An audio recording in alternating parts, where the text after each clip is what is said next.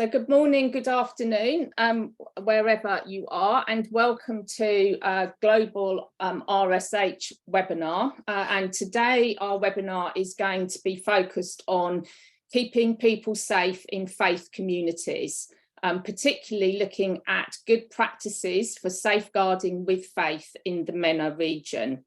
So we've got 5 of us today that are on the webinar with you.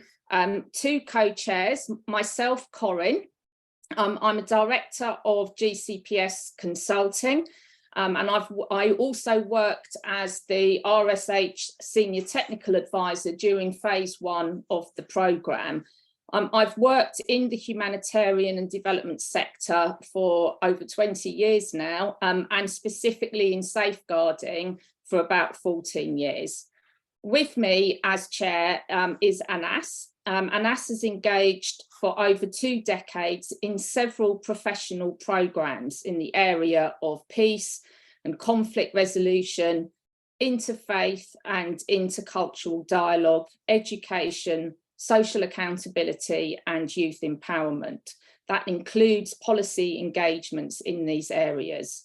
He worked extensively on how to engage policymakers and international organisations constructively with religious leaders and religious actors to promote peace-building processes. We have 3 panellists with us. Sister Emilie is a nun in the Congregation of the Sacred Hearts of Jesus and Mary and has been since 1979. She's active on issues related to interreligious and intercultural dialogue. She is a member of the International Dialogue Centre platform for the Arab world, and she works in the field of education and school administration. Dr. Amjad has worked in different perspectives of humanitarian work, interfaith engagement and peace building. He is a board member of the Geneva Peacebuilding Platform, People Beyond Borders and EduSpots. And then Dr. Mohammed Abdul Rahim has written about comparative religious studies and human rights in Islam and Christianity in Arabic and German, and is the editor of the series Rationality in the Islamic Theology. So what we're going to do during the webinar, myself and Anas are just going to introduce the topic using a couple of slides. And then the way we've constructed the webinar is that we've, as a panel, have chosen 3 key questions that we are going to ask the panellists to respond to. And then we're going to open the floor for you as our audience or our participants to ask the questions that you would like the panel to address. And I will manage those questions and we'll get through as many as we can. So if we kick off then with the first slide, please. I wanted to introduce safeguarding and why this webinar is important. So just a reminder for all of us that have joined is that when we're talking about safeguarding, we are talking about preventing abuse and exploitation that's caused by our organisations in the humanitarian and development sector, and obviously responding appropriately when it does occur. When we've been doing safeguarding for a time, we know that to make it effective, we need to use organisational values to promote culture. We need to work in partnership with different stakeholders and with communities to prevent harm arising from our organisation. And we need to design and deliver safe programmes and services. There are, of course, always challenges. And what I'm highlighting here are an organisational culture which prioritises senior leaders or those with power, presents a challenge to safeguarding effectively. Sometimes those challenges arise with balancing organisational commitments with context practices. So this is where the organisation will say that a child under the age of 18 is a child. Local context might not consider someone under the age of 18 as a child. And then the other challenge to highlight for the purposes of this webinar is raising awareness on safeguarding forms of sexual misconduct. It's a sensitive issue and we need to raise awareness in an appropriate manner, and that can be challenging. But what we want to position this webinar as is that organisations working with faith can use faith as a vehicle to tackle some of these challenges and then implement more effectively safeguarding measures. So I'm now going to hand over to Anas, who's just going to give us a kind of introduction or locate or anchor us around religion, and then we'll move into our questions to the panel. Thank you very much, Corinne, and greetings to all our attendees today. And also allow me first also to welcome and thank our speakers with whom I personally worked on other avenues related to dialogue and also civil society engagement. Historically, religion and religious institutions have been perceived as, in many avenues, have been perceived as contributors to conflict escalation.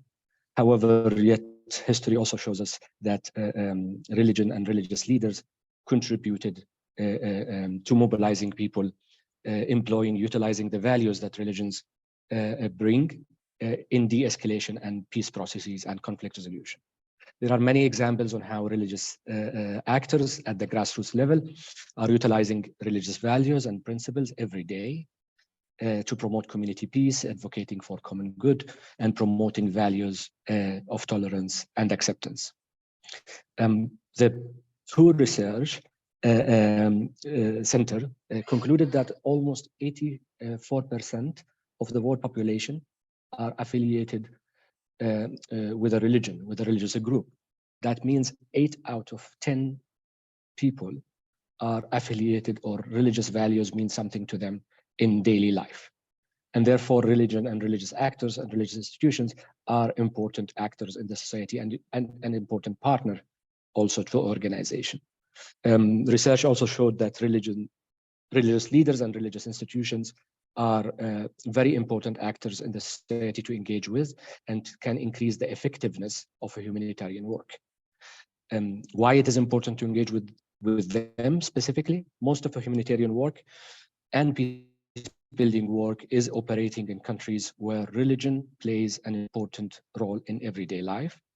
In many communities, religious leaders and faith-based actors are the first respondents to crisis. Religious actors are connected to wide networks, whether internationally, across borders, and also within the national community or within the community.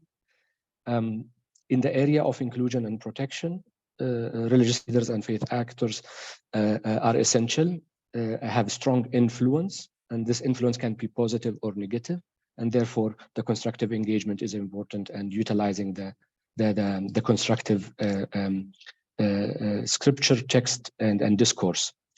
Long before international humanitarian laws were formalized, individuals acting by faith or faith communities provided assistance to those who are affected by natural disasters, persecution, and wars. The theme of justice for the poor and the marginalized are central to the biblical scriptures and Islamic tradition. We are talking about the MENA region and across all religions globally. People in time of disasters and time of need, they turn often to religious institutions and for support, for comfort, and many communities have been dependent on the education, the health, the humanitarian work, and the charity that is provided by faith-based actors. The roles that they can play is delivering the services, but they also can be strong alliance and partner in advocating for new ideas and to help in any change regarding attitude or an attitude of the society, introducing new ideas and ways of life. Of course, this comes with challenges, which is in the next slide. In a summary, the perception, whether it's a charity or a missionary work, that's often some kind of a perception about these organizations. Are they doing this work because of helping the community, or are they preaching the democracies? Access to fund can be problematic, and therefore many institutions have been collaborating with them. Although this is changing, the work UN formed an interagency for religion and sustainable development. The German government with other agencies, they formed partnership for religion and development. And also recently, for example, the G20 considered interfaith leaders as an action group among them. Is my voice clear? I see some messages, but I hope it's continue. Anyways, I'm wrapping up. In short, religious actors and FBOs, faith-based organizations, are very important stakeholders and partners in the field, and therefore it's very important to engage with them closely. And of course, our speakers can talk more into this. Thank you very much, Corinne. Thank you, Anas. We can take down the slides now, thank you. So we're going to move into the questions that we've prepared for the panelists. The first question, and I'm asking this question to Dr. Amjad to kick us off. The first question is, how can humanitarian organisations engage with faith-based organisations or faith communities to safeguard effectively in humanitarian responses? So Dr. Amjad, please, your thoughts on this.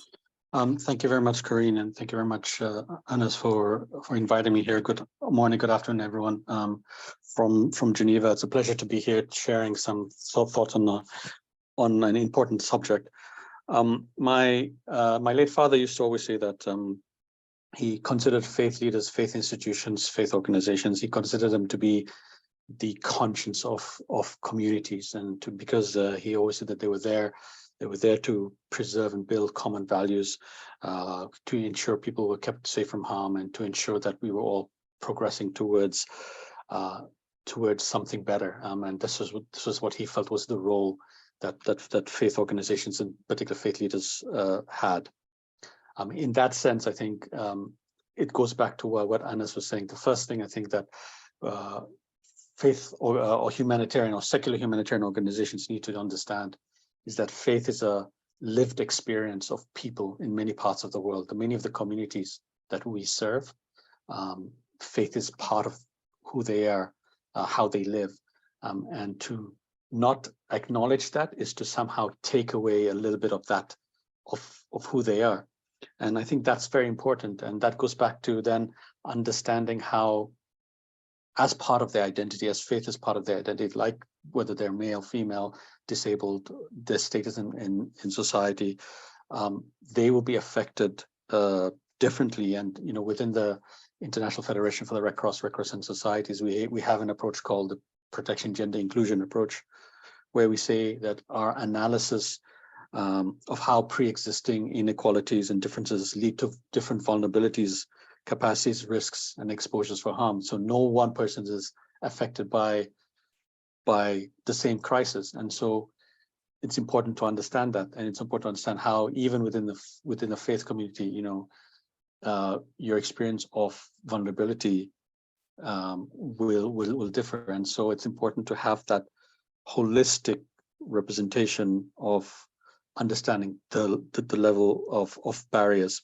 So I think that's the first one, right? So the first one is to understand that, and that the first one is to understand, and that involves the secular humanitarian organizations being a little bit more,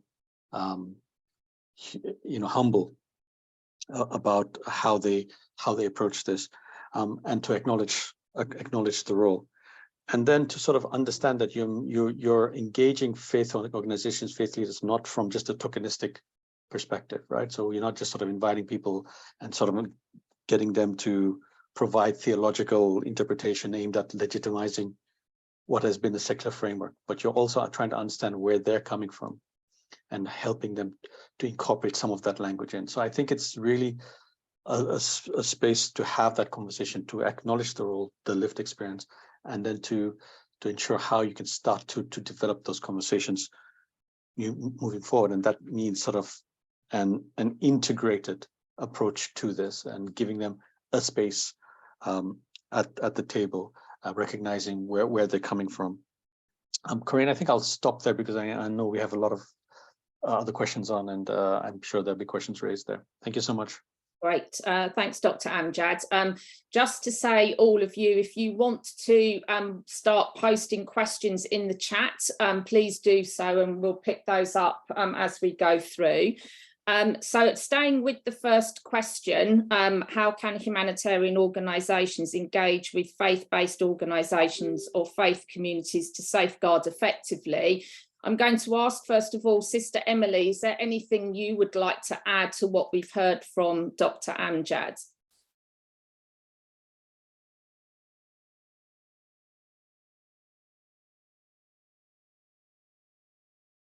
نعم، شكرا للجميع على وجودكم معنا بهالويبينار. Thank you very much for being with us today in this webinar, because this topic is very important.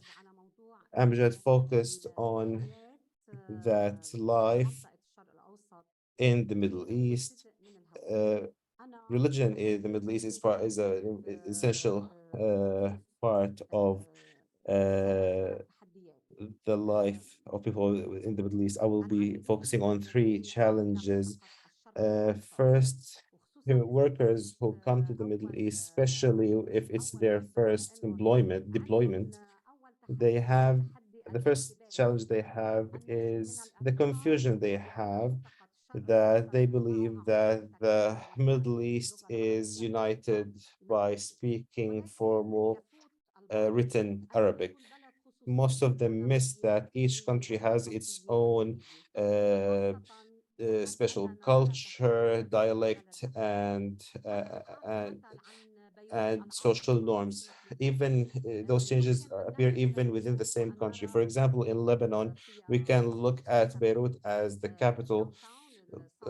Looking at Beirut country's city center, we can see that it's absolutely different from how people live 500 meters away from it, because religion is an essential part of life. The way people in Beirut live are expressed throughout everything, all aspects of their lives.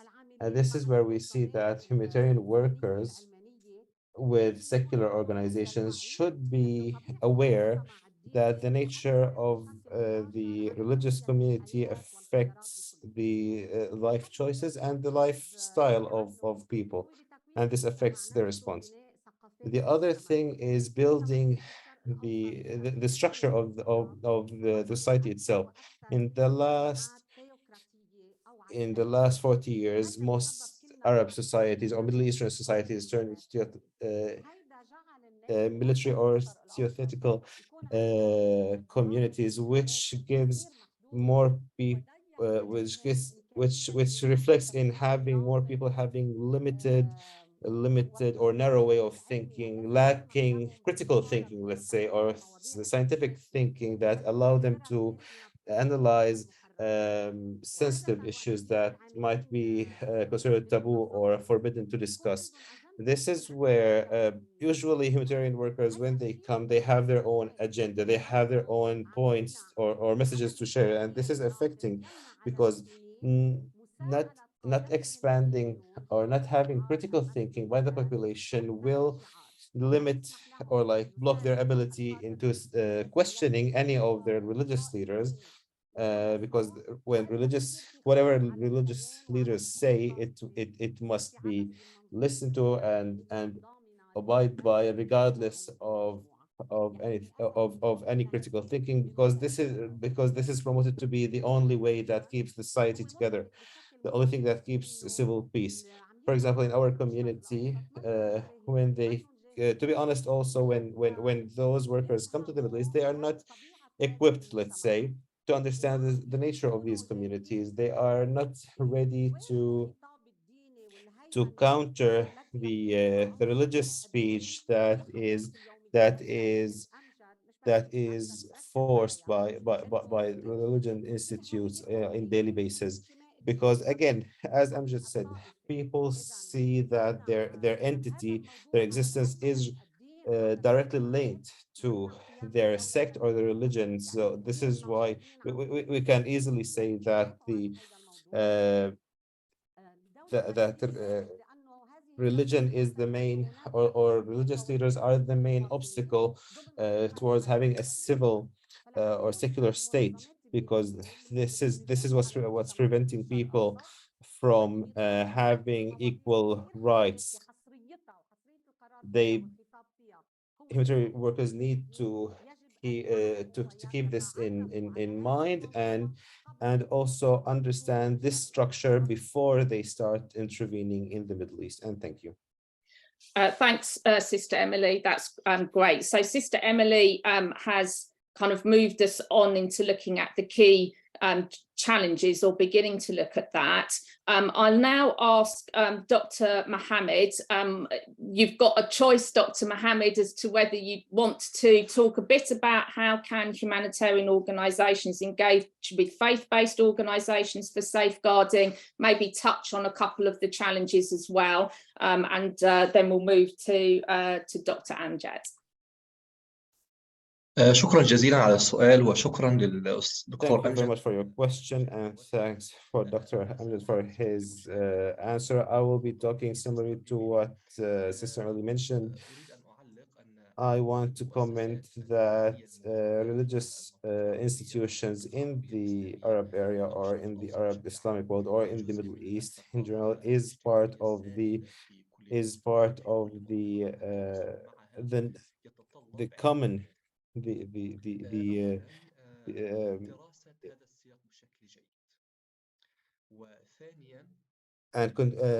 part of the common structure, and communicating with them requires the following. Firstly, a good study of this context. Secondly, the experience of these institutions or organizations in dealing with issues affecting safeguarding, especially since that they face different challenges, which also means that adopting a single policy in communicating with religious institutions in the Middle East should not be the way to move forward. The other thing is, for example, there's a difference between how to deal with the religious institutions in Egypt, or in Saudi Arabia, or in Yemen, and their equivalents or counterparts in Tunisia, for example, taking into consideration that Islamic and Christian religious institutions already have their own links with humanitarian institutions or organizations in the country in relation to safeguarding on a country level or regional level. This is related to human rights, women's rights, and all or PSEA issues. Before dealing with these religious institutions, we should just study those experiences, know where we are standing, what already has been done, and this is very important. This is just what I wanted to add. Thank you very much. That's magic. Thanks, Dr. Mohammed. So sticking with some of the key challenges in safeguarding staff, I'll bounce back, if I may, to Dr. Amjad, if there's anything particular that you'd like to ask, respond rather, on the challenges before we move into looking at some good practices. Great, thanks, Corinne. I think it has been said before, but I think it's important to re-emphasize that. I think there's a misconception about language, right? So I think often, particularly humanitarian organizations, come with a particular language that they want to impart onto the communities that they serve, without really figuring out, even, for example, whether that language is easily translatable into Arabic. There are certain terms that make sense in English, but when you even translate it to Arabic or any other local language, it can be problematic. So I think that one is just understanding the language that we use, that maybe often making very simplistic. As Dr. Mohammed is also saying that, we often do not even start from the premise whether there is existing mechanisms in place in the communities that we are working in that may deal with this, either from a religious or cultural perspective, and understanding what that looks like. One of the broader challenges that often humanitarian organizations cite when they want to work with faith communities is the concept of not being principally led, or not adhering to the principles, or faith institutions not necessarily being impartial or neutral according to humanitarian principles. Again, I think that's a misunderstanding, and perhaps there needs to be greater literacy on both sides, both from the humanitarian aid organizations' perspective in terms of religious literacy, but equally from faith organizations in terms of helping them to understand what humanitarian principles are and how they can meet. And I think this is where there needs to be a lot more of that conversation that is taking place. So I think that's where the challenge is, that there is that misunderstanding and that miscommunication. And then also, again, as Sister Emilie has noted, but also Dr. Mohammed has also said that, we often come into this thinking that communities are homogeneous, right? When we talk about the Christian community, or we talk about the Muslim community or the Jewish community, without understanding that actually there are as much intra-faith differences as there are interfaith differences, and so having a much more nuanced understanding of the context and the heterogeneity of communities and the lived experience. And I think I want to stress lived experience of communities, because faith is a framework, but the lived experience is really is really something that takes into account there. And so I think that's something that we need to be much more aware, and that then goes back to how we approach language and where certain language identifies sensitive topics, but if we were able to address it slightly, maybe can actually help us to take the message forward. Thank you. That's great. Thank you, Dr. Amjad. So, what we've got there in terms of working with and challenges is thinking about, starting where communities and religious leaders are, and looking at those linkages, understanding those linkages, having that dialogue and bringing together kind of humanitarian principles and the way that religious leaders are approaching their work with communities, not thinking about communities of faith as homogenous groupings. And then what the theme that's coming through strongly is around that language and how we use the language. So the third question that we've got to the panel, and we've already started discussing some of that in terms of what can work in safeguarding with faith. But the third question, and I'm going to ask Dr. Mohammed this question first, is what are some of the good or best practices that you have seen in safeguarding staff, children and communities from a faith perspective? So Dr. Mohammed, would you like to kick us off with that final question?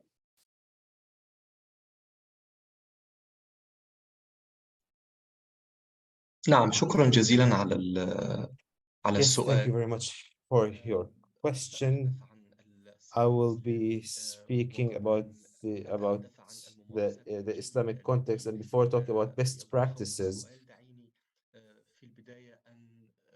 which is your question, allow me first give a 1 or 2 minute overview on the Islamic perspective when it comes to safeguarding, which is a modern term. It's a new one. It was not mentioned in traditional Islamic scripts or texts, but at the same time, it does express an idea that religion dealt with in its both legislative and moral fields.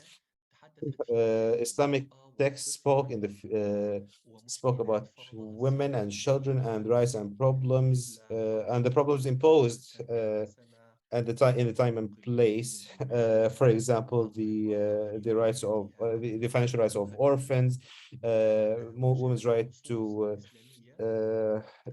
guardianship, and right upbringing.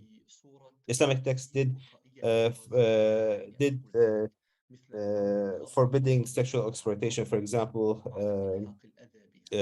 came in the form of precautionary prevention measures, such as the order to not stare at women and do no harm, not harm them or not harm the weak. The verse says, tell the believers to lower their gaze.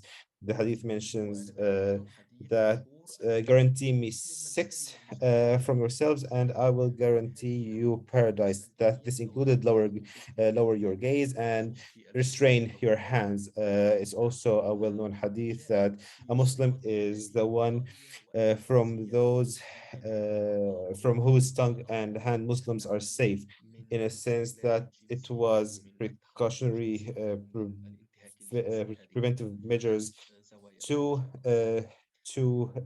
again, these are examples focusing on three aspects of safeguarding that it was taken into consideration, but maybe not in the form that we have in our modern days. Also, I want to focus on the efforts that some Islamic institutions are taking into like the best practices that are taken by the Islamic institutions like in Lebanon or Algeria or Tunisia. Let me give an example of the statements and fatwas published by those institutions in their platforms or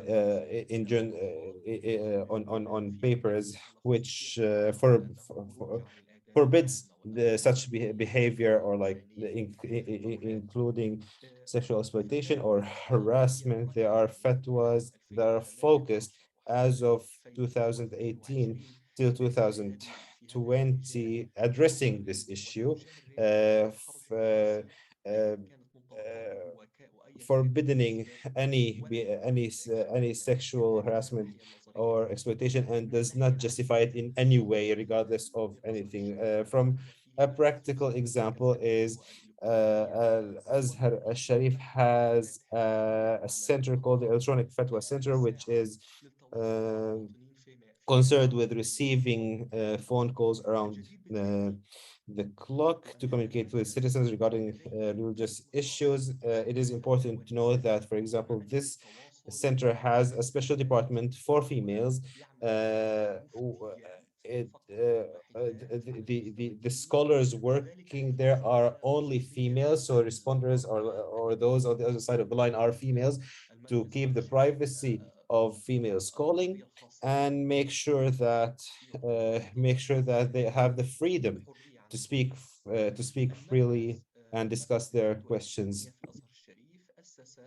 The electronic Fatwa Center also created a psychosocial support unit, psychological support unit, which is concerned with supporting those who are psychologically affected either by individuals or social or the society, regardless of the source of harm. And this unit is working is communicating directly with the National Women Council, and it works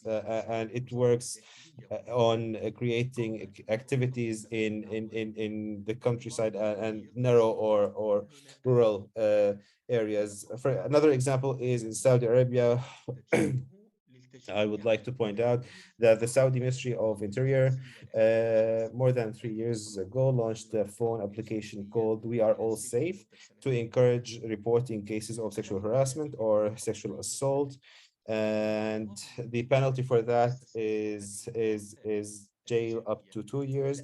I will close on two notes. Although we have those bright examples, they are not sufficient. They are not we can't compare that to the size of the problem. For example, we have countries that have a lot of SEAH cases that are not even addressing it. The other thing is that those efforts are just focusing on one aspect of safeguarding, which is sexual harassment. This definitely caught the attention of religious institutions in comparison to, for example, sexual abuse and exploitation. And thank you very much. That's great. Thank you, Dr. Mohammed. We've already got a couple of really good questions coming through, which I'm going to pick up with the panel in a moment. But I'll just ask Sister Emilie, is there anything that you'd like to add on good practices from your perspective? And then we'll pick up the questions that have come through.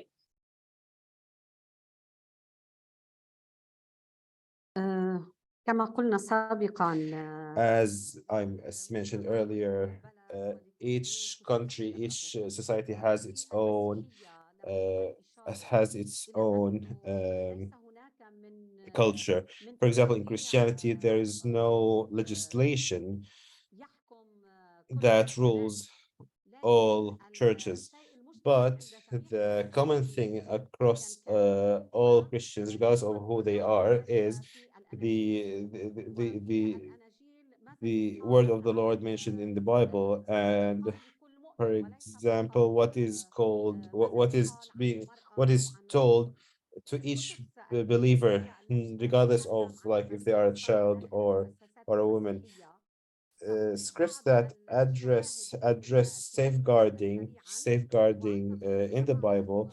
I will mention a couple of them, and then I will move to the I will call them measurements, the measurements that taken by church to safeguard the weak or the most vulnerable in the society. The first one, each Christian believer should remember this verse that says, so whatever you wish that others would do to you, do also to them, for this sums up the law and the prophets.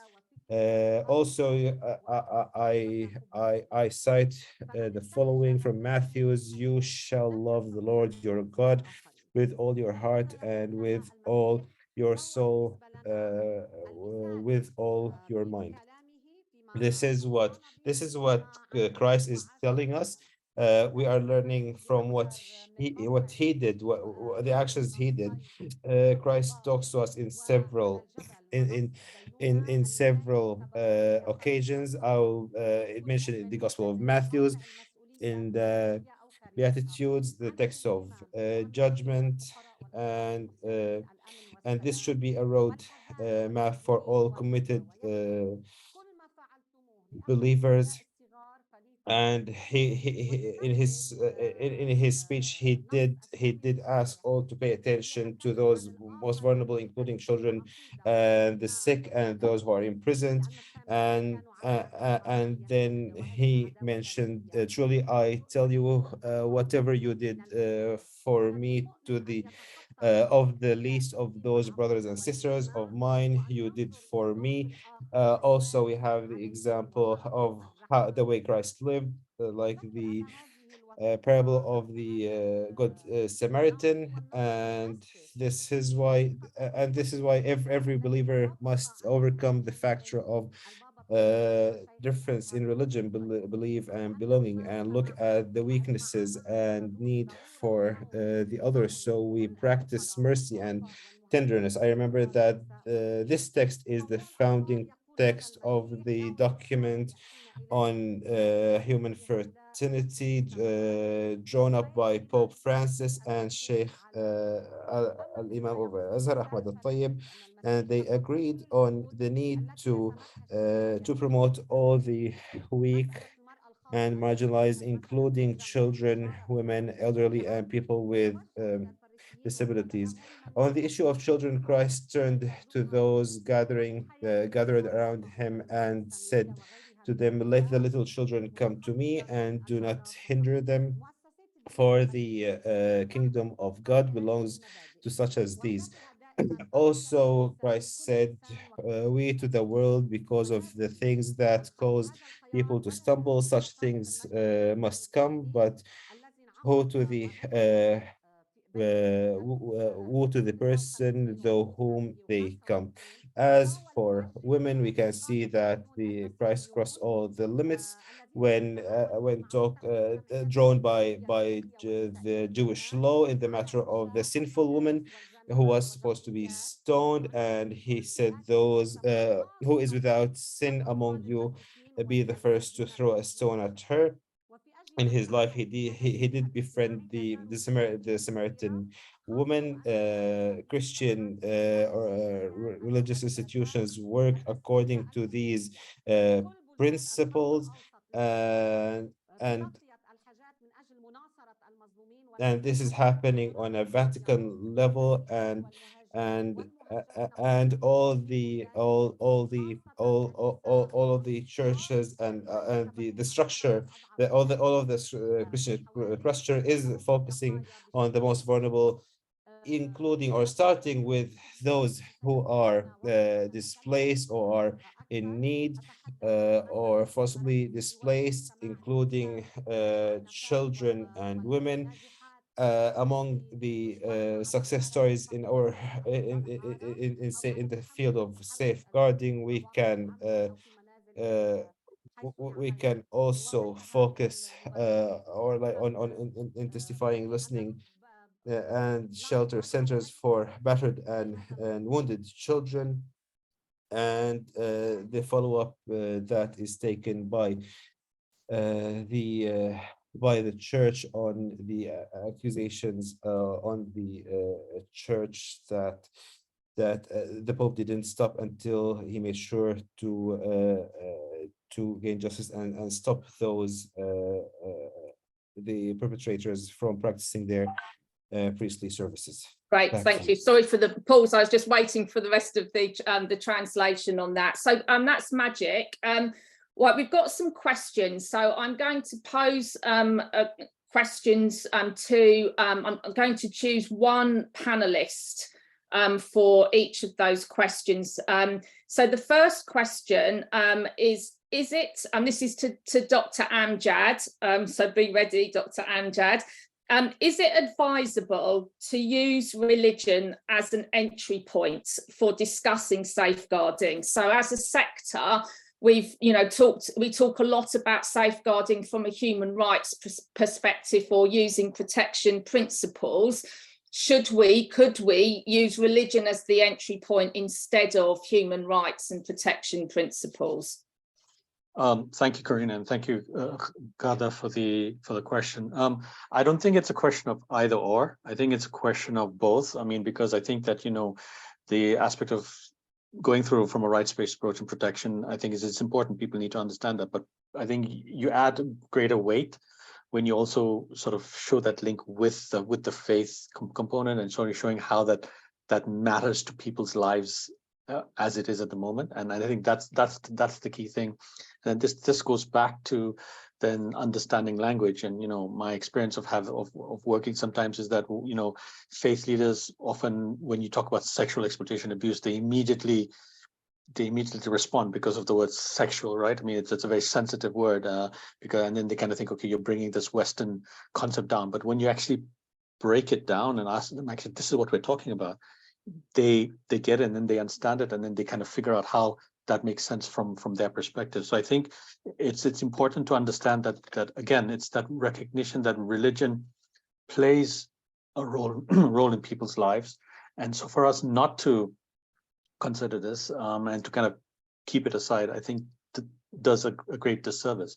So for me, I think it's about creating the space for religion to have a space at the table, for language to be used that makes it very familiar to people, so that we have that concept. I mean, not on safeguarding, but when I was working, for example, in Sri Lanka, and we talked about transitional justice. I remember a Buddhist monk asking some of us who were training, can you translate transitional justice into our local language? And we couldn't, because there was no word that was there, and that immediately sets a barrier, right? So I think it's important for us to just be aware of the holistic perspective of that. And this is where I think we need to have a little bit more, I would sort of say, humility in understanding that there are other approaches and other things that can be done. Thanks. Thanks, Dr. Amjad. So I suppose this is taking that question one step further, and I'm going to ask Dr. Mohammed this, please. that the kind of the comment or the question that's coming through is that in most Middle East countries, cultural and religious frameworks are that there are gaps between the safeguarding frameworks and international standards, and some of what is thought about from a religious perspective. So things like child age, early marriage. How can we, I suppose, practically use some of the religious teachings? And I think you did talk a bit about that, Dr. Mohammed. Is there anything else you can say on being practical with the religious teachings and the perceived gap with the international standards on things like age of child and early marriage? So that question for you, Dr. Mohammed, please.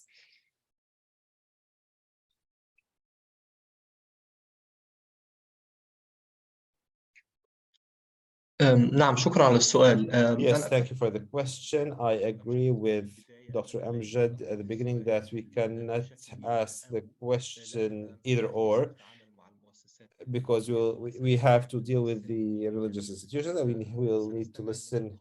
We will listen to religious leaders, and they will definitely have their feedback that comes from religious teaching, Quran and Sunnah, and traditions imposed by the Prophet Muhammad, and etc. But in any way, we will face this traditional, let's say, not all, but traditional religious speech, which definitely affects the religious culture. Let's say Dr. Anas did start by the beginning of this session to talk that over 80% of social religious communities are affected by those traditions. We definitely have to address that our communities are affected or under the impression of these traditions. There is something positive that we can highlight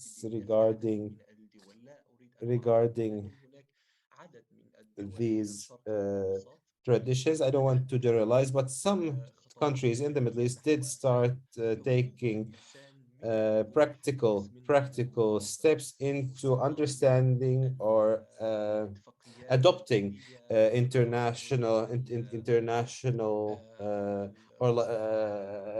principles, let's say, or human rights from to adopt them and understand them and explain them from a religious perspective. We started listening to let's say more modern speech that is addressing the women rights and addressing early marriage, and some of these practices are definitely tangible and shown by Al-Azhar al-Sharif in Jordan, and the House of the Fatwa in Jordan, and the Ministry of Religious Affairs. Also in the Emirates, several entities in several countries started practical steps into modernizing, let's say, the understanding of religion scripts in line with the international standards and the conventions. And the last one is the child right convention. There are definitely tangible steps in the last 10 years. Maybe not everyone knew about them because there was not a lot of light shed on these practices on media, neither secular media or to be honest, nor religious media, to be honest. But there is this new move or trend that is taking place, and we should be building on those steps, on those practical steps that we started seeing in the last 10 years, and build on those to not to give the impression that all religious institutions or countries in the Middle East are still are still standing with the traditional explanation of religious scripts that are mainly contradicting with women's rights and children's rights in particular. That's great. So I think this probably be the last question that we will deal with in this webinar. But so this is a question to Sister Emilie. Pope Francis held a workshop gathering safeguarding experts to set policy and standards, and Caritas internationalist agencies are using that. This was also shared with congregations and associations affiliated to the Catholic Church. So the question, well, actually by your face, Sister Emilie, it may be that you haven't heard about this. So this was it was a workshop that Pope Francis put together on safeguarding, and it went out to all the Catholic churches. The question is, do you have knowledge or understanding of how some of this has been implemented? If not, that's fine.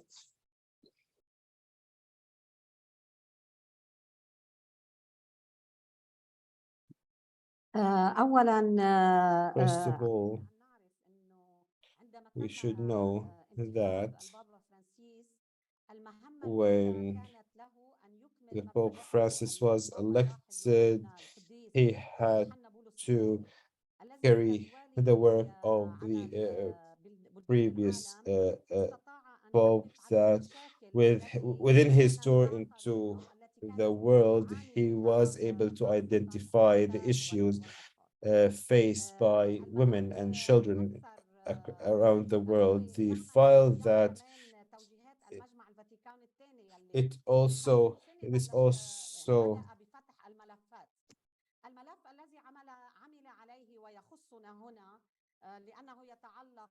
is also related to the Second Vatican Council. We have to say this because this work has started 40 years ago. The other thing is children sexual harassment. We have to address that, and we have to say that this obstructed the work of the church, and we have to admit that people sometimes within the system or from outside, they were opposed to addressing this issue. As we all know now, this was definitely addressed on like publicly, and those who were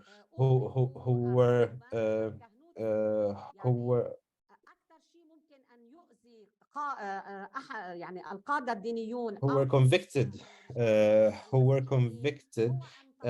with evidence that they did attack the dignity of those. Those perpetrators were stopped from practicing their priestly service, which is the highest kind of punishment. Because again, they are, because this is pretty much what the role of a priest, and they are not to be listened to, not to be interacted with, and this is and this is just to have justice for those who were affected by this. And the Pope Francis is continuing with his work on this, and he did mention real partnership with all believers. So not only religious leaders are the ones controlling religious speech and the legislation and all. So in this synodus, there is a big portion of the work on involving women, affected women and women in general in decision making, because women are the ones who are in need of support. They are supposed to be acknowledged within the church and be able to address or fight for their rights, knowing that the Catholic Church is maybe more open-minded in comparison to other churches, because it does conduct reviews on its scripts and rules, and it does pay attention to all the details of day-to-day lives. And we have to say that, for example, Lebanon, we do have 3 TV channels that are expressing the church's opinion, and this is like for the whole community, not only for believers or like Christians who already go to church. To be honest, those who are already going to church or are in a way already obedient or like orderly listening to the church, but we do want to have a bigger dialogue or a larger dialogue when we have all Christians providing feedback, let's say, or reviewing the direction the church is moving into. That's great. Thank you, Sister Emilie. Okay, so we're now we're coming to the end of the webinar, and I'm going to hand over to Anas to wrap up. There are a couple of questions that we can see that we haven't answered, but what we can do is take those questions and write an answer that could be provided as an outcome for from the webinar. So we will make sure that we do post something for those questions that we haven't addressed. So Anas, over to you, please. Thank you very much, Corinne. Thank you very much for chairing the process, and thank you, our distinguished speakers. Thank you for your honesty, frankness, and I of course thank you, Dr. Amjad, but also special thank for Sister Emilie and Dr. Muhammad for being open, critical about how the situation in general. And indeed, there are a lot to digest from today's conversation. This webinar meant to start a conversation, or actually a dialogue, as we say in the discourse we use, on such an important and sensitive topic. So consider this as a taste, as a beginning for a conversation. There is still a lot to be learned for humanitarian and development organizations to learn from religious institutions and FPOs, faith-based organizations, and vice versa, of course, for religious actors and FBOs to learn from civil society organizations, especially humanitarian and development organizations. And therefore, the need for a space for exchange is very important, as Dr. Amjad also said, and the other respectful colleagues. Religious values and principles, as well as the access that religious actors can provide, valuable to such field. So therefore, we encourage to utilize that.